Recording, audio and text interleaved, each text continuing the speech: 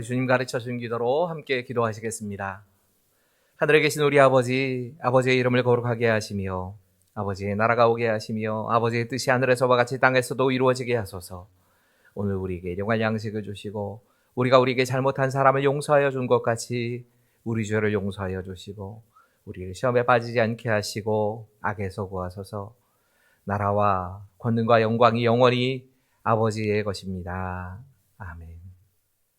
우리 찬송가 295장 큰 죄에 빠진 나를 함께 찬양하시겠습니다. 찬송가 295장입니다.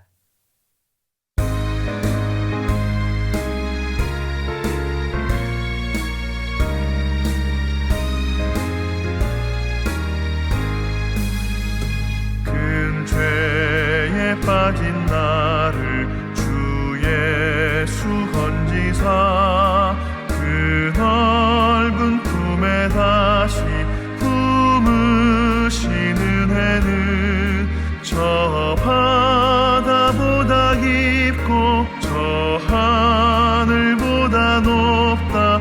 그 사랑 영원토록 나 찬송하리라.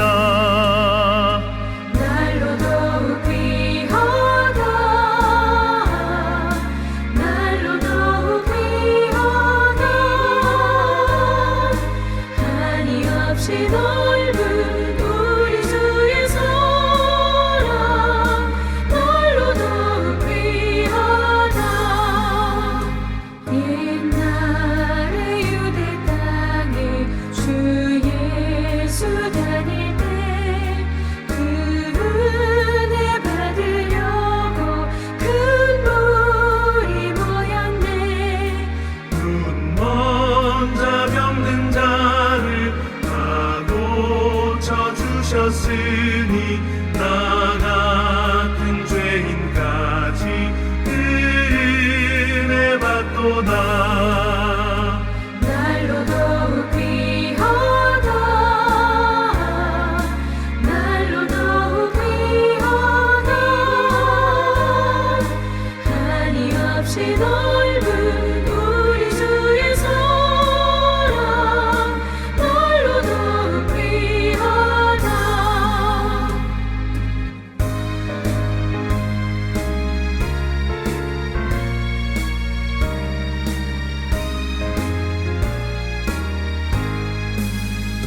주 크신 사랑으로 만 백성 위하여 그 십자가의 고난 다 받으셨으니 그 속죄 받은 성도 큰 소리 함께 높여 온 천지 울리도록 주 찬송하리라. 날로 더욱 귀하다. 날로 더욱 귀하다. 한이 없이 넓은 우리 주의 사랑. 날로 더욱 귀하다.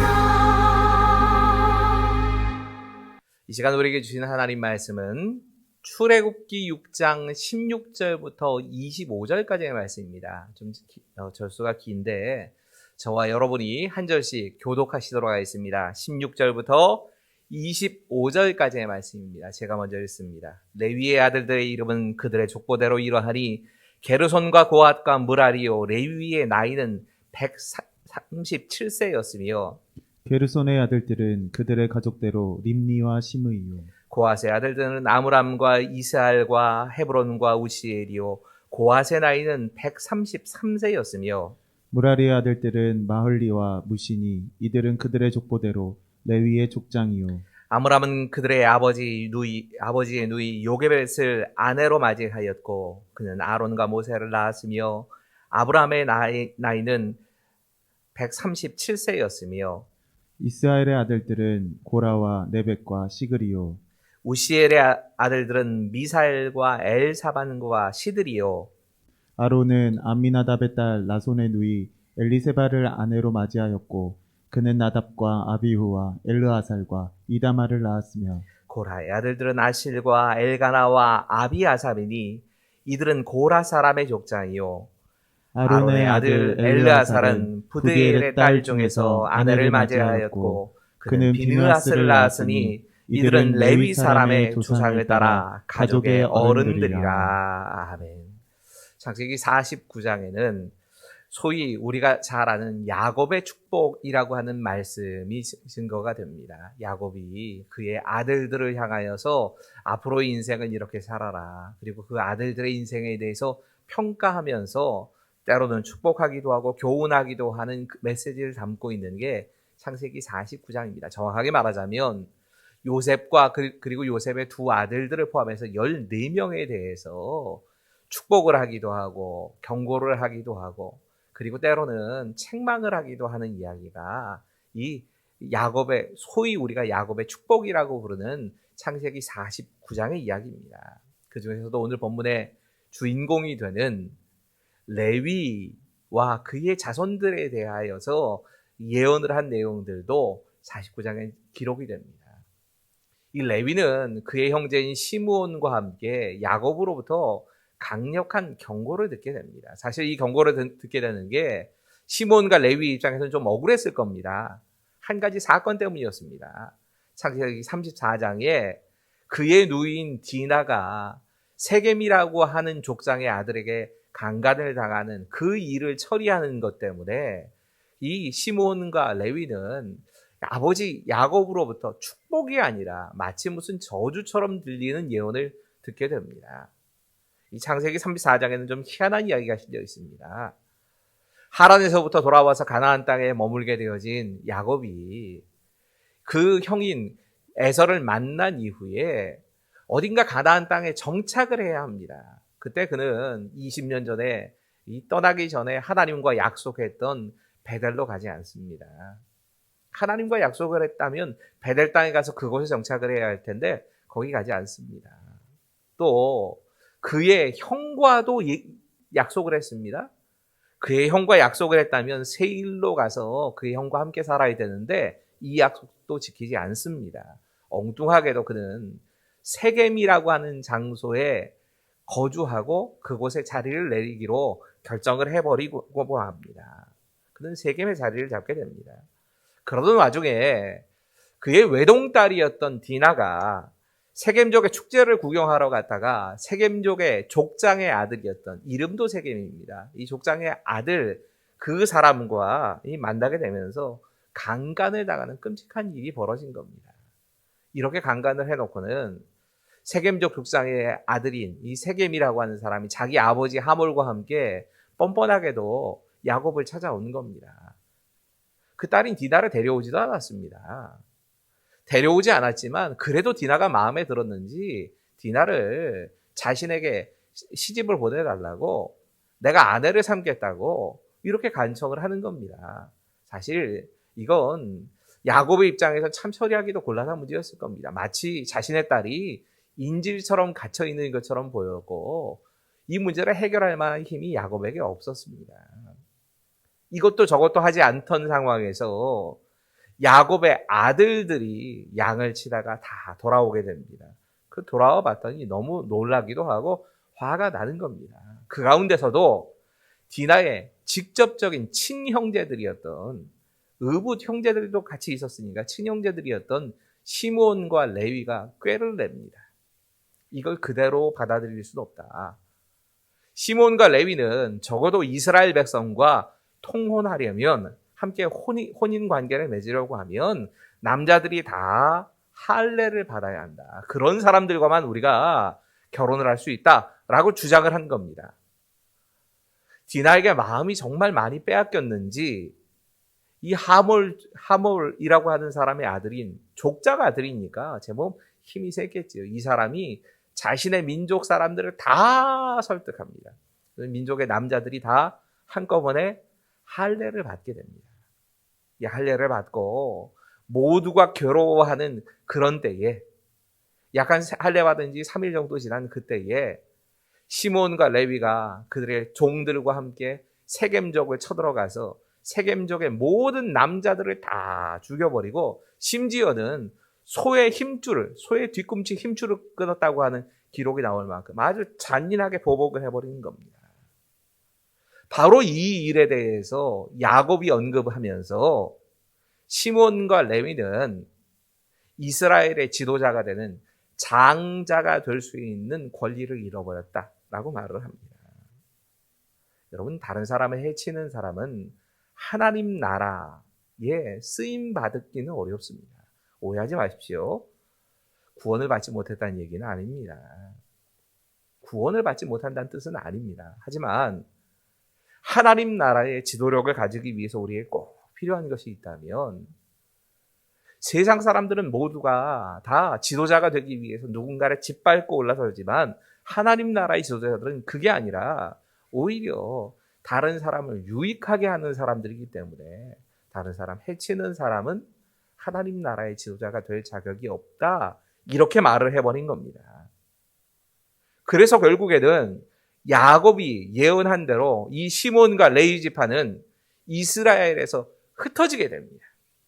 한꺼번에 힘을 모으지 못하고 흩어지게 됩니다. 이 두 지파의 사람들의 운명이 또 한 번 갈립니다. 실제로는 달라집니다. 시몬 지파는 이 예언하신 그 말씀처럼 여호수아가 가나안의 땅을 나눌 때에 유다 지파에게 겨우 빌붙어 사는 사람이 됩니다.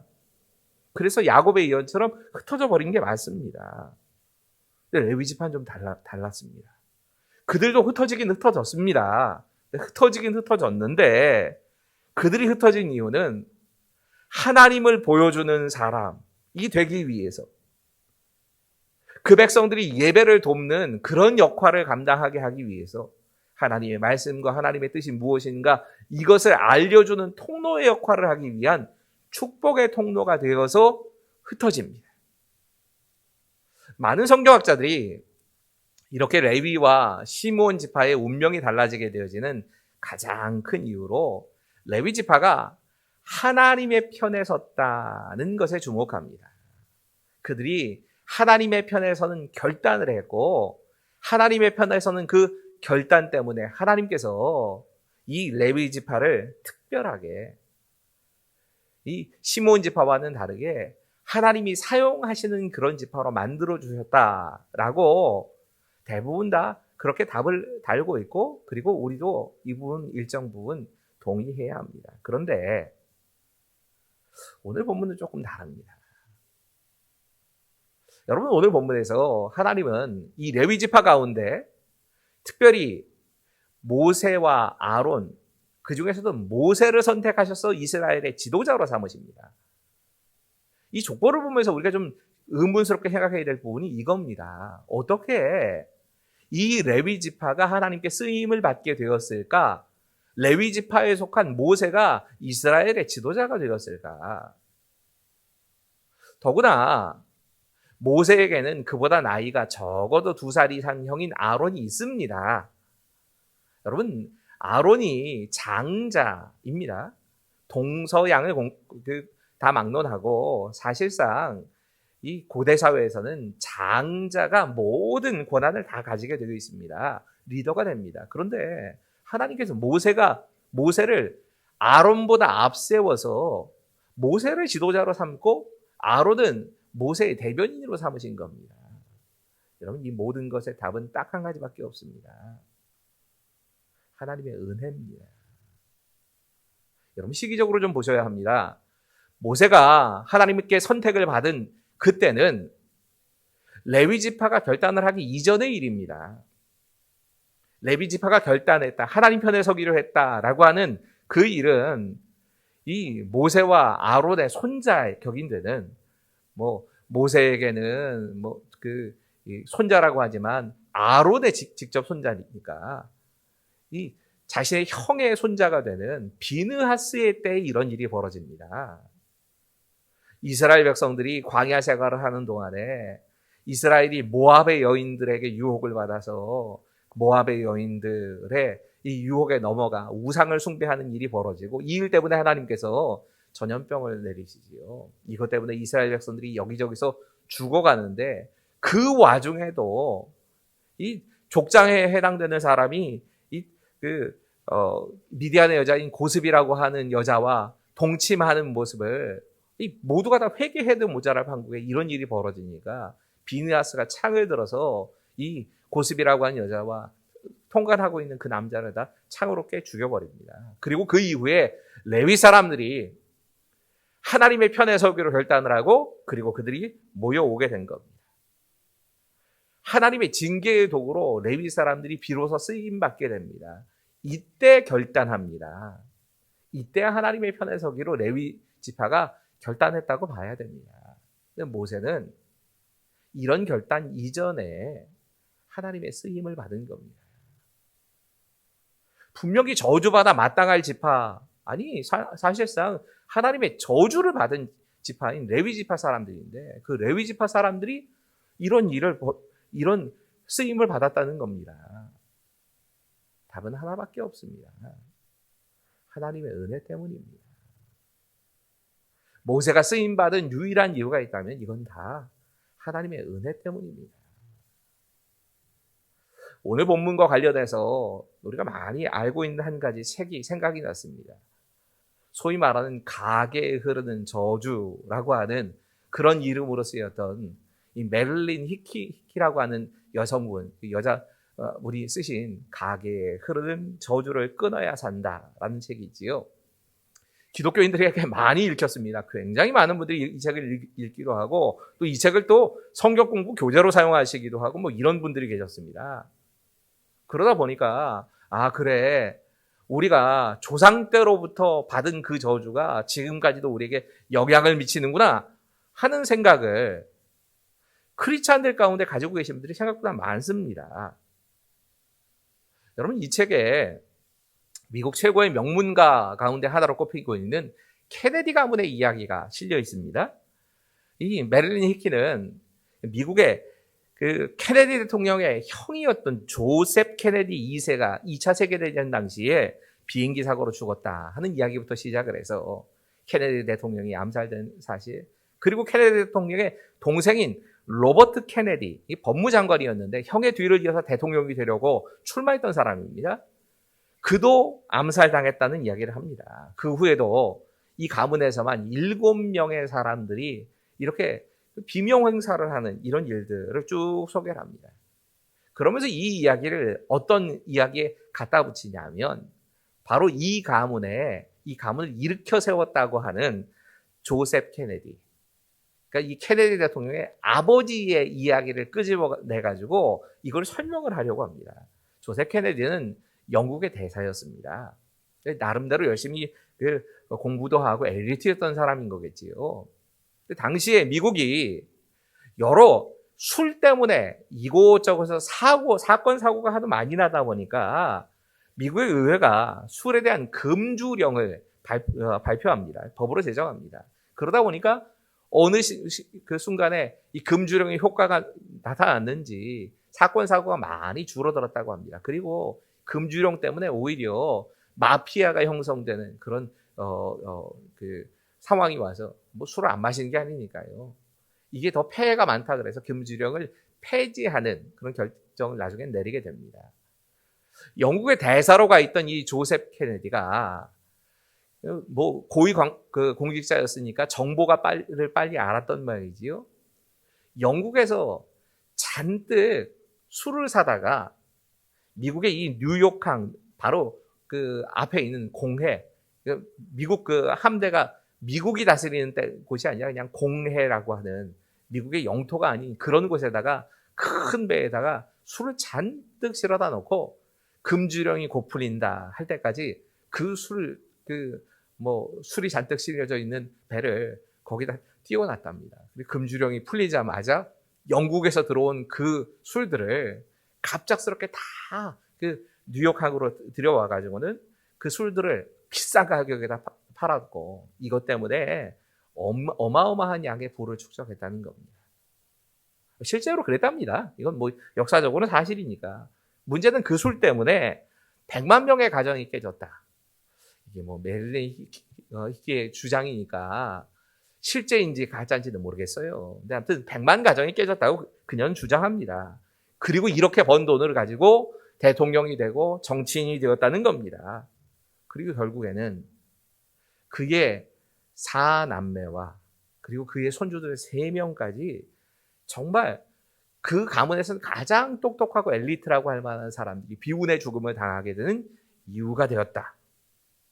그럴듯한 얘기로 들리지 않으십니다. 게다가 이 메릴린 희귀가 이 출애굽기에 10계명에 등장하고 있는 하나님의 말씀을 여기다 인용을 합니다. 출애굽기 20장 5절의 말씀을 이렇게 연결을 시켜서 주장을 하다 보니까 사람들이 그 말이 맞나 보다라고 생각하게 됩니다. 출애굽기 20장 5절 6절 이렇게 말씀합니다. 그것들에게 절하지 말며 그것들을 섬기지 말라.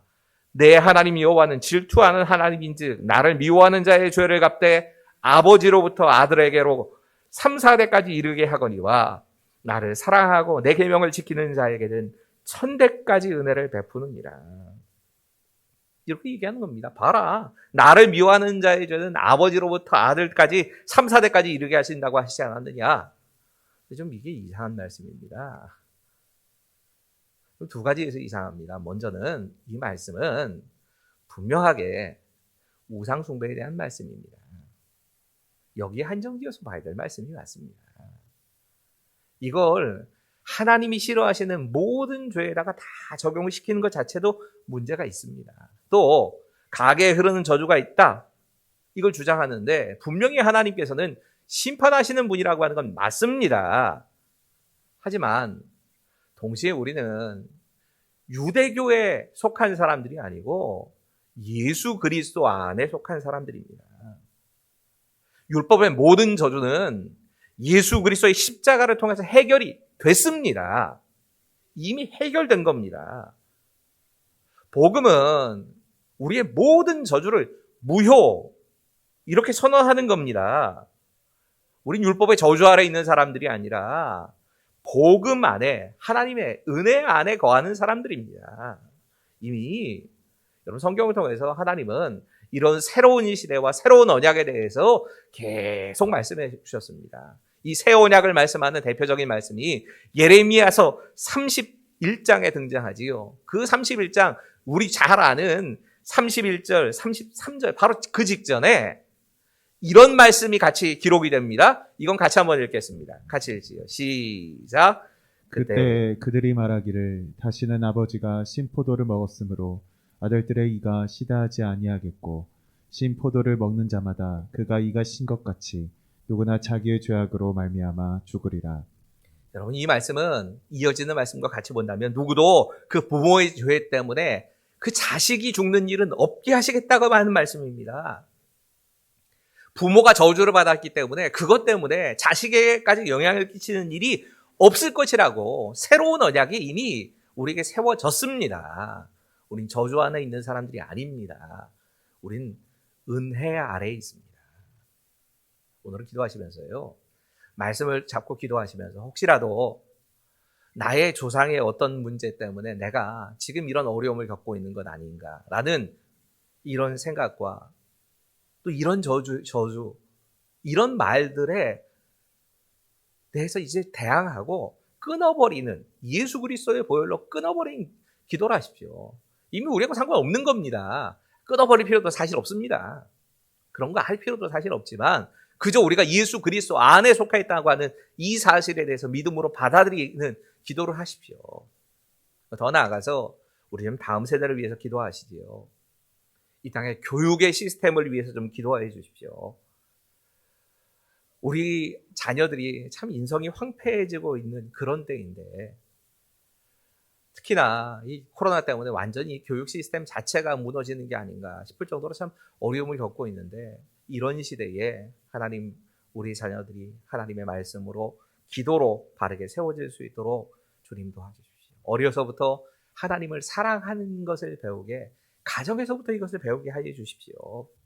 그리고 우리의 청년의 세대들, 청소년의 세대들을 위해서 좀 기도하시면서 기성세대의 어른들인 우리들보다 오히려 하나님을 더 깊이 신뢰하고 하나님을 더 의지하면서 살아가는 그런 세대가 되기를 위해서 우리가 그들에게 상처가 되는 것이 아니라 본보기가 될 수 있기를, 기성세대 우리가 그런 사람들이 될 수 있기를 위해서 우리 함께 잠깐이지만 소리를 내어서 같이 기도하시고 하나님의 은혜를 구하도록 하겠습니다. 같이 기도하겠습니다. 아버지,